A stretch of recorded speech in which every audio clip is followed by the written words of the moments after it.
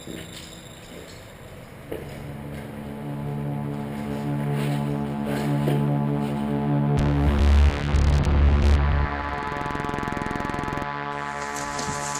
your voice. I'll check. It's Daniel. You guys ready to slime the shoot? Yeah, but where's Ty? I left him in the car. Where's the mask? In the car. What do you mean, man?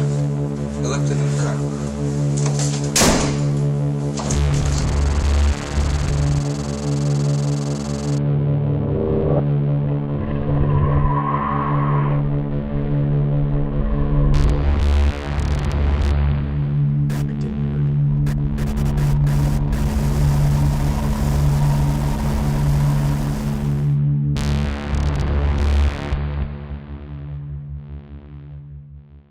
In the early 2000s and 2010s, an online subculture had exploded in fame and interest from kids and teens alike.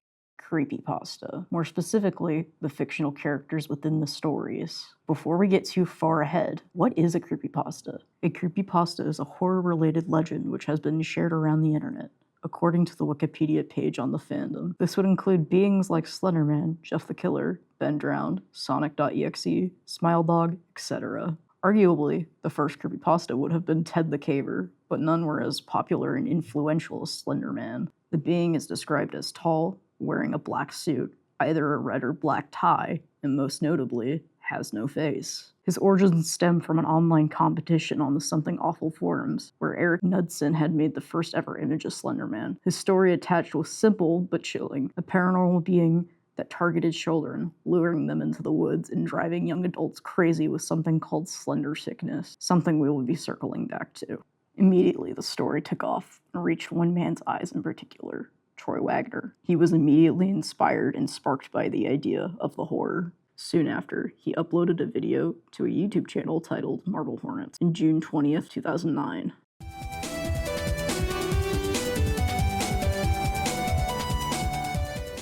Despite what the title may have you thinking, Marble Hornets had nothing to do with marbles or hornets. However, the first upload depicts a college student named Jay Merrick searching for his best friend named Alex Crayley, who seemingly disappeared. Though, as more uploads came up and more fans started to follow the story, it immediately became clear this was not a normal channel. The Slenderman, titled The Operator because of copyright laws, appearing in multiple entries, starts to torture the main characters in the story, and particularly begins to make Alex behave erratically. Of course, I will not be delving too deeply into the story due to spoilers, but I highly recommend taking a look at the series. All these series are free on YouTube. That being said, Marble Hornets had to be one of the first, if not the first, ARG. ARG stands for Alternative Reality Game, often using visual forms of media to tell a story and consists of solvable code, secretive video elements, and horror elements to engage with the viewer. As Marble Hornets became suddenly very popular after several entries, it became sort of a trend during the 2010s for multiple more series to suddenly release. Also, something I want to include for my sake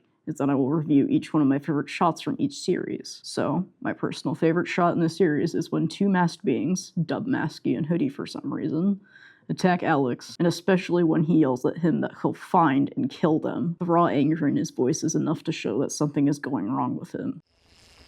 Get back here!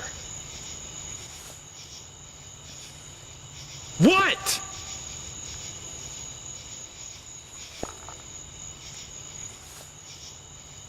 The next time I see you, I'll kill you! Speaking quickly on Masky and Hoodie, I hate how the internet butchered these poor dudes. They are super mysterious and horrifying in the main series, but the people boiled them down to just being Slender's little helpers. Yeah, newsflash guys. They're against Slenderman. There's something to be said about how they target Jay and Alex, but screw that. They didn't even exist to certain people because Masky and Hoodie had been claimed to be creepypastas several times. We in the, oh no, we in the store right here. The newsstand. Everyman Hybrid was released on March 21st, 2010, and originally seemed like an innocent group of college students making workout videos and exercise videos. Though unknown to the viewers, Everyman Hybrid was actually in disguise. As deeper into the series you go, you find cracks. The story goes that this group of friends, Evan Myers, Jeff Koval, and Vinny Everyman, are making a workout series. They purposely put Slenderman in the background of their videos, an in-universe explanation being that they wanted to mess with their viewers. As time goes on, the facade of it all drops very quickly, suddenly becoming very obvious that Slenderman was actually after them. And not only that, but a being controlling Evan's body by the name of Habit, and a being named the Rake.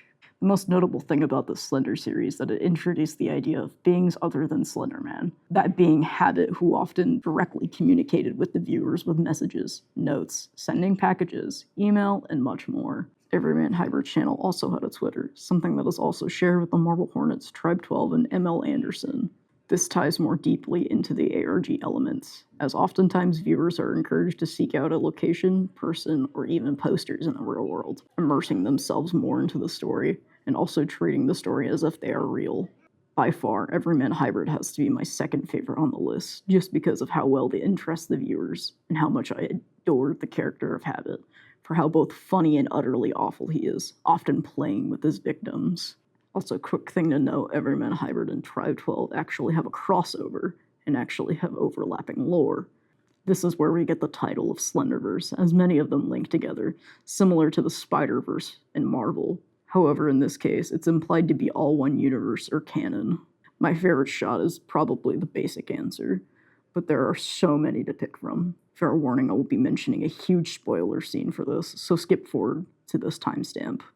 During Jeff's death scene, he is shown in front of Habit sitting in a tiny kid's chair, and Habit starts to monologue to him about how he was too smart to keep alive, and how Jeff would scream and cry, just resulting in Jeff acting as if he had already lost everything.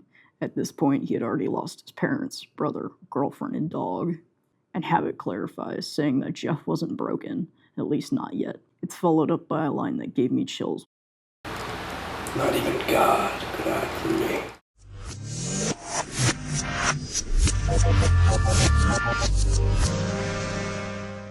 Unfortunately, with this series, I have to make an explicit statement. Do not support Adam Rosner, also known as the creator of Tribe 12. He has been proven guilty of being predatory towards minors and being manipulative. Someone always has to ruin it for everyone. So unfortunately, this is my favorite series. You'll see why I say unfortunately very soon. Noah Maxwell is a college-age student. Do you see the pattern yet? It is going through old videos of his cousin, who seemingly ended his own life a few years ago in the storyline, and Noah seems to be looking back on what happened with remorse, as Milo was clearly struggling with something.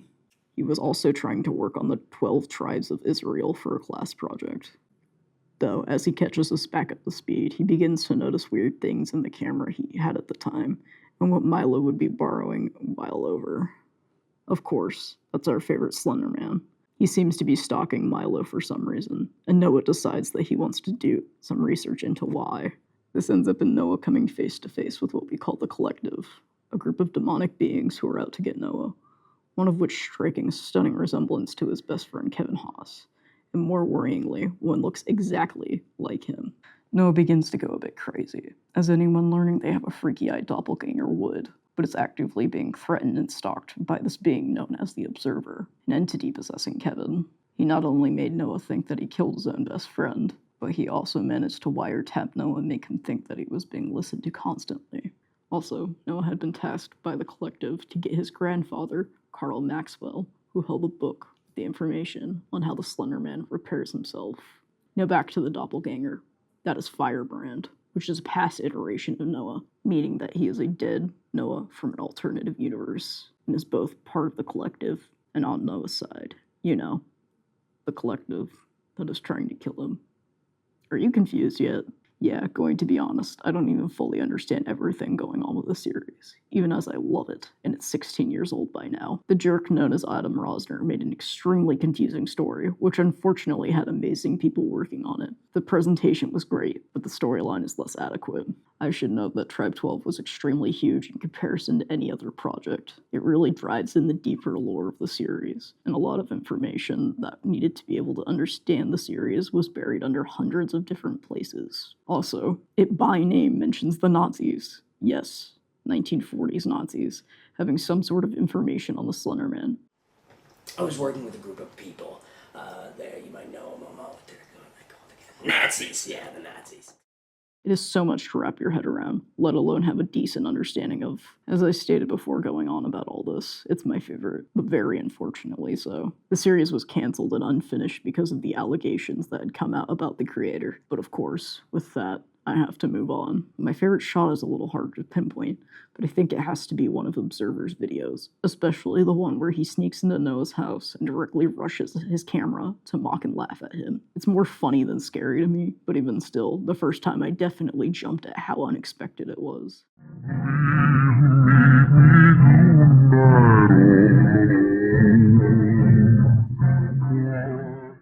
Yes, finally. M.L. Anderson. It was probably one of the best to come out of the main Slenderverse series, and for good reason. For this last segment, I would like to issue a warning of self-harm, themes of depression, and hospitalization. The series starts as a video journal for someone named Michael Anderson, someone who has been away at the hospital since he was 8 years old due to mental illness. Most notably, depression and anger fits, where he hurts himself and others. But now, he is deemed well enough to go home, on medication and being watched over by his older brother, Sean Anderson. Michael begins to feel like he is being followed during the video entries, often mentioning it. It seems like nothing until Slenderman suddenly appears behind him and attacks. Seconds later, he is fine, and the video is back to normal. Soon, his brother Sean starts watching his channel and treats him as if he was crazy. He claims that Michael is making it up, leading Sean to leave home for a while. It is also his friend Eric backing him up on this, as they both assume Michael is crazy and making things up. Though, that violent side of Michael comes forward for the first time, and we see him bring Sean back home, interrogating him regarding when he had been first sent off to the hospital. In short, Michael and Sean, when very young, witnessed the Slender Man in the woods, and when Michael told his parents about it, they sent him away because Sean didn't want to admit he saw it too. This included Sean breaking his leg, and now calling his brother crazy for seeing him. Also, most notably, when Michael gets upset in the scene, the distortion on the camera turns red, and Michael attacks Sean, the Slender Man appearing behind them. Soon enough, Michael believes that he is sleepwalking. It turns out that he has been controlled by an entity named Patrick, who often is very violent, and is the one thing taking over when the camera goes red, or Michael goes into a fit of rage, unable to control himself, at one point walking into Sean's room with a knife, as if he is going to kill his brother. Luckily, he snaps out of it before he does. Later in the story, Sean goes to see a girl named Stormy, someone who witnessed Patrick's wrath in action, as she was in the same ward as Michael and saw him attack people and freak out at her. However, Patrick confronts them in the apartment. Also, random mention, Patrick actually knocks Eric out with the butt end of a fire axe and burns him to death. For my favorite shot, EMH and M.L. Anderson have a crossover towards the end of the series, but because of spoilers, I'll just show a great clip of it, aka arguably one of the best scenes. It shows major spoilers, so feel free to skip ahead to this point. Who do you even think he is? Michael? Patrick? Which one? There's so many to choose from. Which one? He's what? Michael. Let's talk about Michael. I love the setup of the lighting and camera. The camera at a low angle, and the lighting mostly from a floodlight from behind, just barely able to make out Sean, who has been kidnapped and tied down. Habit is jumping all over him like some horrifying animal-human mix, clawing at the floor to threaten Sean. Something about the lighting makes it both sad and threatening, but most importantly, disturbing, like you're watching something you shouldn't be. Unfortunately, as of this video, M.L. Anderson has not been continued, also relating to Tribe 12, as it was supposed to take over the major narrative of Patrick and Michael. Unfortunately, and for obvious reasons, this was scrapped, though, as a few months back, there has been newer YouTube community messages popping up from the actual channel, so maybe it isn't as over as we thought, or they are trolling us.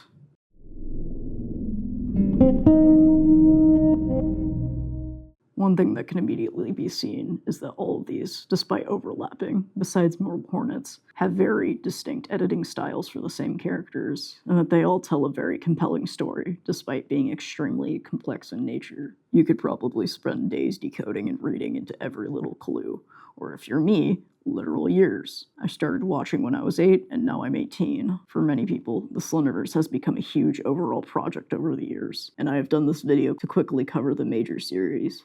There are still hours of newer series, less popular ones, and full series with the lore in them and codes to watch. I highly recommend you check them out. Well dated, they made the modern ARG, likely inspired the worldwide and non-Slenderman names like the Mandela Catalog, The Sun Vanished, and Local 58. With that, I give you some homework. Please try out one of these series, any of your choosing, but please see it through. Of course, if you are in the class that I'm showing this to, you have to do it.